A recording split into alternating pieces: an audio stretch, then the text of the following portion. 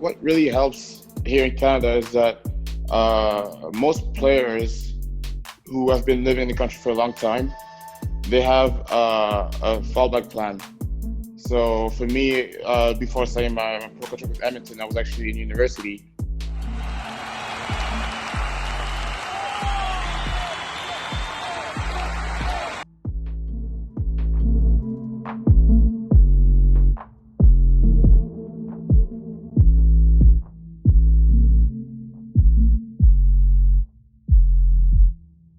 FOOTY 258 back again, another edition. And this time, I think it's the first time ever I got on two brothers, two footballing brothers, which is very interesting. Never had them on before. You know, big background, many different countries they've been born in, played in, and also grew up in, with heritage from obviously Ivory Coast. Today I have with me Alan and Bruno Zebie. How are you doing? Good, Doing good. good. Thanks for having us. Yeah, first ever CPL brothers. How when I say that to you, when I say that to you guys, how do you feel? Oh, proudful, of course. I don't know. Like I said, it's the first time ever that's ever happened. Just it's always nice to play with your brother, right? Grew up with him, play with him, so being able to do it at a professional level is obviously great. What about you, Bruno? Yeah, same for me. I think it's something to be proud of because we always want to be part of history. And at the end of the day, looking back at the league, no matter how much it grows, we'll be able to say that we were the first ones to do it. So it's something to be proud of, and we can talk about it when we get older.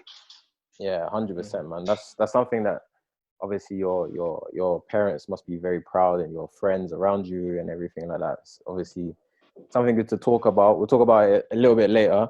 How's Canada? Is it cold yet? Like, the weather's always changing there. So what's the weather like in Canada right now?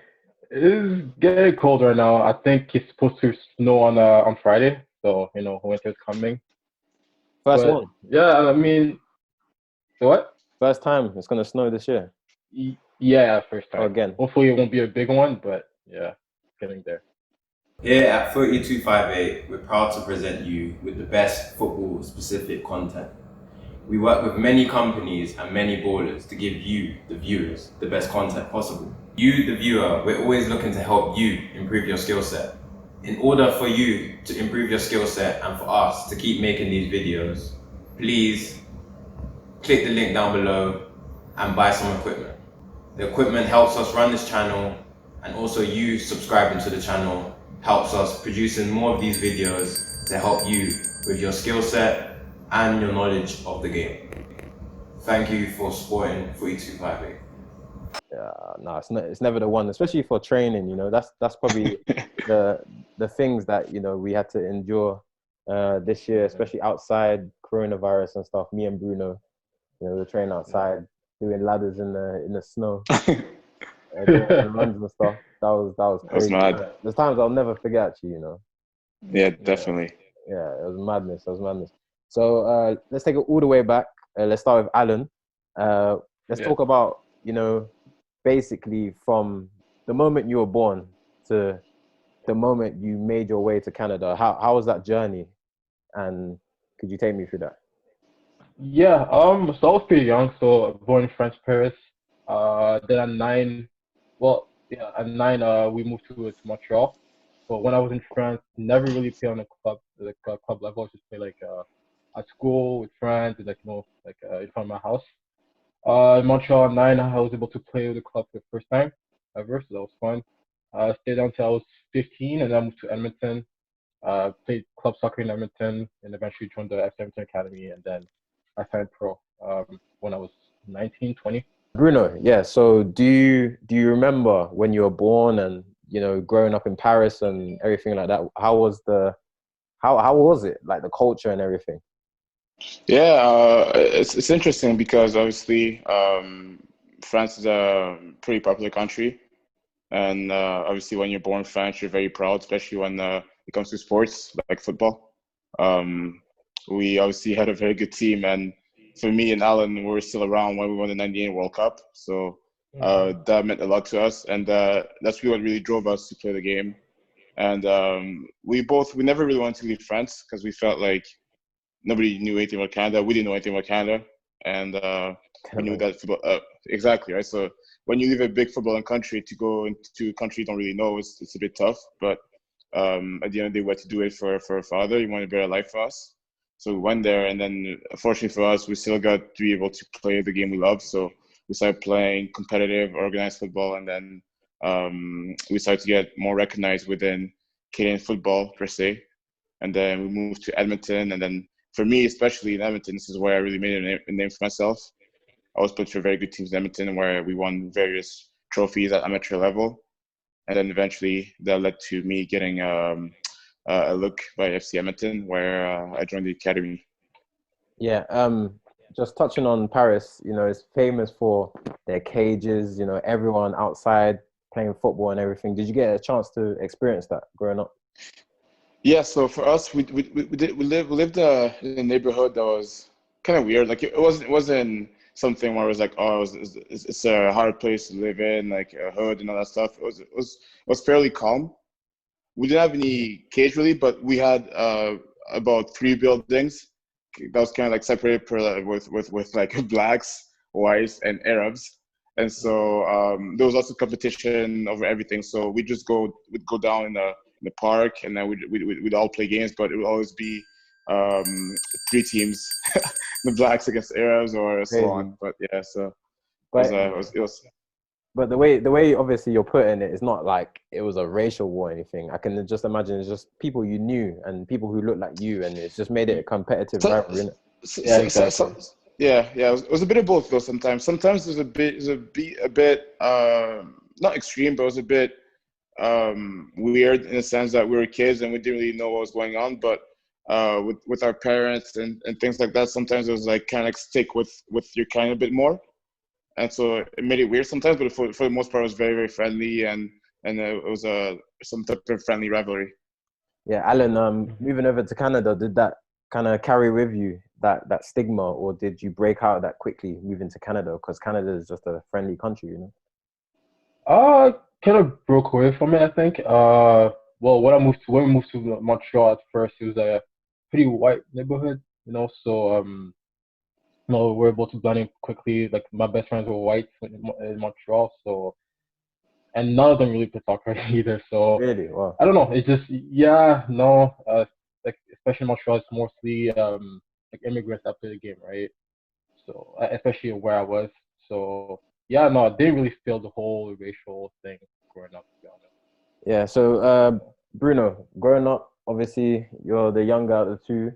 How did you view your older brother, and did you always feel like I just want to be better than him, being a younger brother? Uh, Yeah, so obviously I always looked up to him, but one thing that we both agreed on, me and my brother, is that we always hated comparing each other when it came to playing. But looking back at it, we can both agree that when it came to natural talent, I was a bit higher. I think I was somewhat blessed with more talent than him, but what he had over me that really carried him and made him a lot more successful than me um, early on in his pro career was the fact that he was always such a hard worker, and he'd be doing a lot of extras. Whenever he wasn't satisfied with something in his game, he would make sure to work on it. And for me, it was like, well, I already have that, so I'm not going to work on it. And I had that attitude and that mindset, and I hit a wall where certain players started catching up to me, getting as good at me, getting even better than me, and eventually, and I'd say eventually, that was when I was about 18 or so actually, that it really really hit me really hard, and I started doing a lot more than others, and this is where I kind of like restore the balance and really started improving my game again. Well, that's something I didn't know about you, and Yeah. I've been playing with you for the last year, so that's very interesting and very true as well. That can resonate with myself and players I played with in the past. So yeah, that's real talk right there. Alan, for your brother to say he was better than you, obviously, it's a bit like some people could take that Yeah. the wrong way, but I see that your relationship is really strong, and being a harder worker than Bruno, that is a big testament as well, because Bruno works hard. Yeah. Yeah. I mean, yeah. Growing up, like I said, like Bruno said, he was always more talented than me. Like even coaches, my coaches were telling me, your brother's special. He's gonna be a big player growing up. And to be fair, like I tried to tell Bruno to work hard. Sometimes, especially in Montreal, I was trying to drag him, to come and train with me. Obviously, didn't work at that time, but eventually he realized and worked himself, and then obviously now he is where he is, right? Yeah, that's good, man. How important is it for you guys, through your career and everything, growing up together? How important was it to have a good, strong relationship, It's not just with you two, with your friends, family, and everything around you.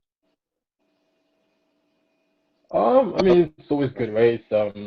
You always need that support. So even yeah, you need that support, right? So having parents always like believed in us in terms of soccer.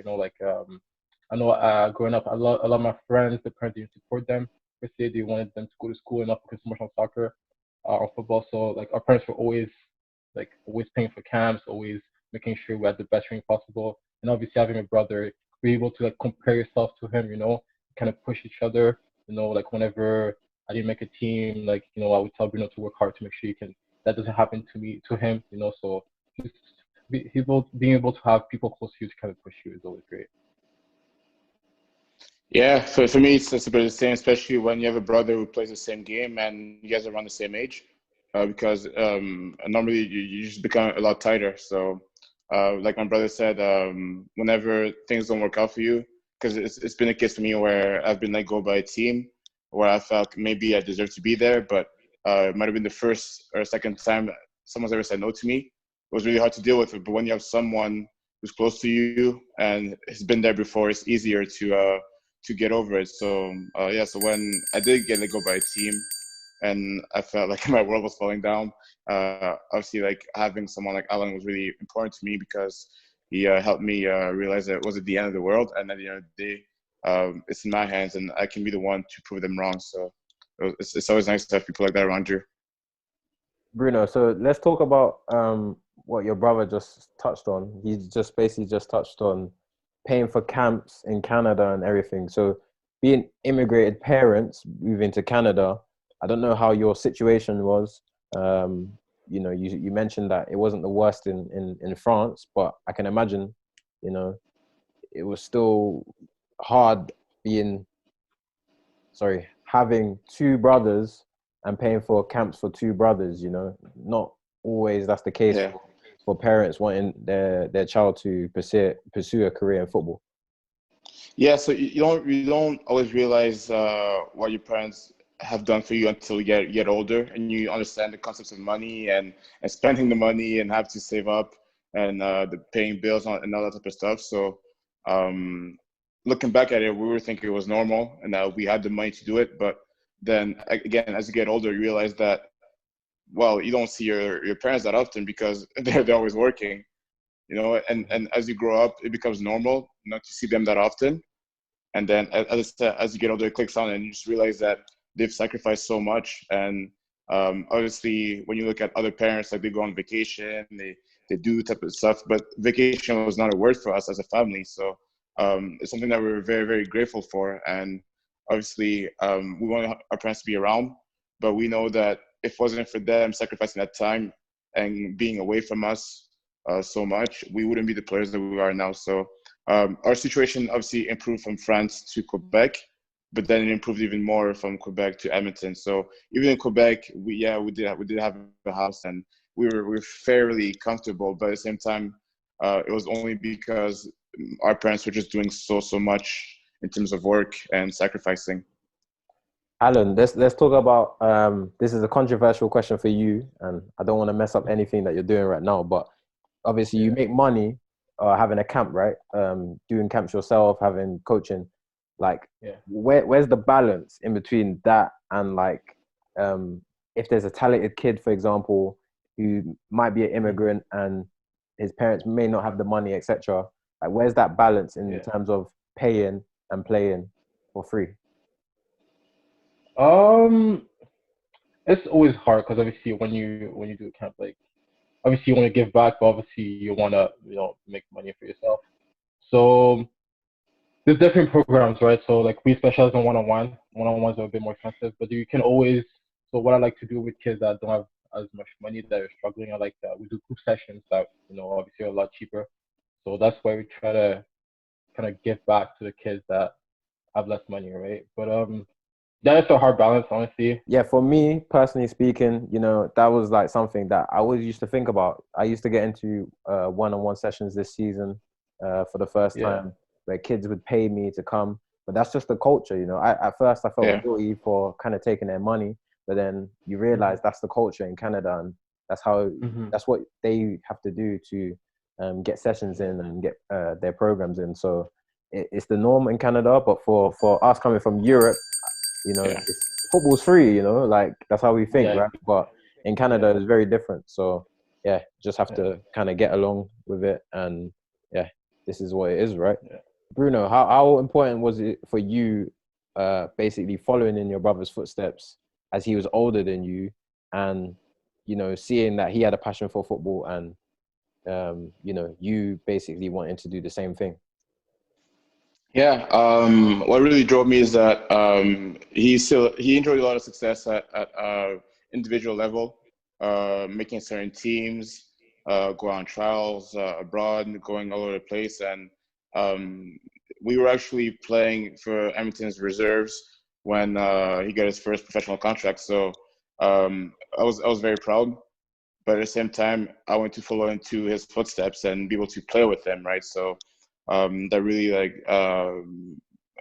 really drove my motivation to try and make it to the next level. So that's when I started working harder. That's when I started taking care of my diet better, and also doing extra. So it was very important that for me that he was as good as he is, because had he not been as good, had he not um, went through, it would have been tougher for me to maybe find the motivation that I have now. So, Alan, explain the football culture in Edmonton and how it was always prevalent before, everything else in Canada. Say, for example, it came before the CPL, it was in the NASL and everything like that. And explain your journey and how you got to Edmonton, and, the progress and the process you've seen the club make.